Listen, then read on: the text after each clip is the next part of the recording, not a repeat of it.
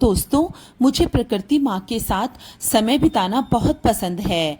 Nature को बहुत ध्यान से ऑब्जर्व करना मुझे बहुत अच्छा लगता है। आइए आपको एक क्रो फैमिली की सच्ची कहानी सुनाती हूँ, जो इसी डीप ऑब्जर्वेशन का परिणाम है। इस वीडियो में एक फीमेल कौवा घोंसले में अपने बच्चों की सुरक्षा करती हुई दिखाई दे रही है। अब मेल कौवा भी घोंसले में आ गया है।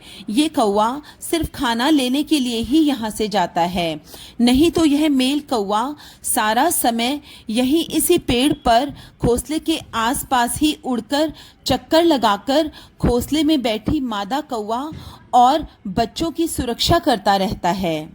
मेल कौवे के आते ही फीमेल कौवा अपनी थकान उतारने के लिए और रिलैक्स करने के लिए घोंसले से बाहर आ गई है।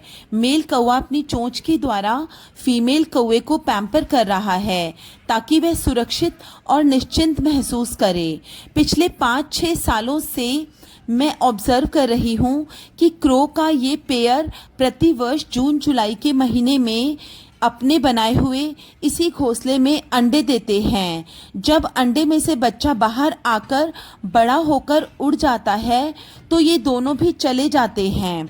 अधिकांशतः ये 2 अंडे देते हैं, लेकिन ज़्यादातर केवल 1 अंडा ही जिंदा बचता है जो कौवा बनकर उड़ पाता है।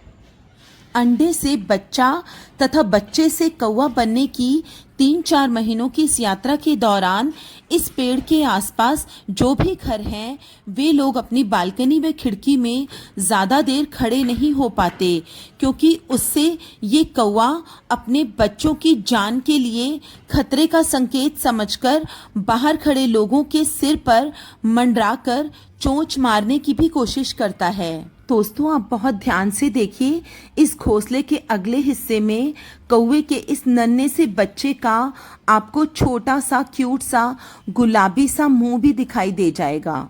दोस्तों, इस कहानी से जुड़ी मैं एक 5 वर्ष पुरानी घटना आपको बताती हूँ।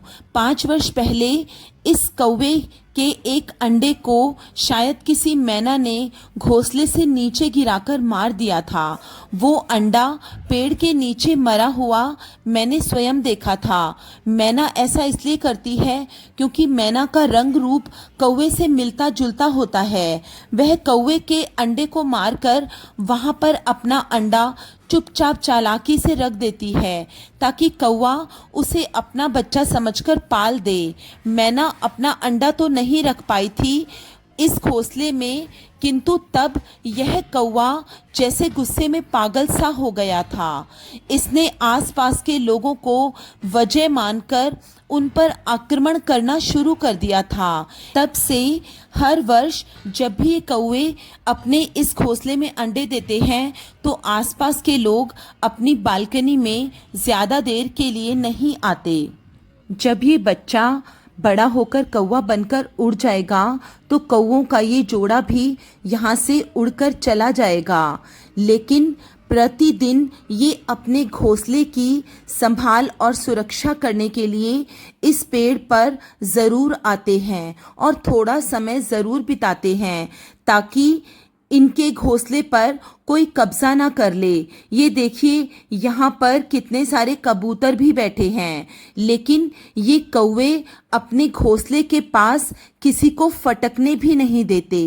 कौवों की ये कहानी हमें ये संदेश देती है कि प्रकृति के प्रत्येक जीव व प्राणी में स्व सुरक्षा व पालन की कितनी अधिक समझबूझ होती है।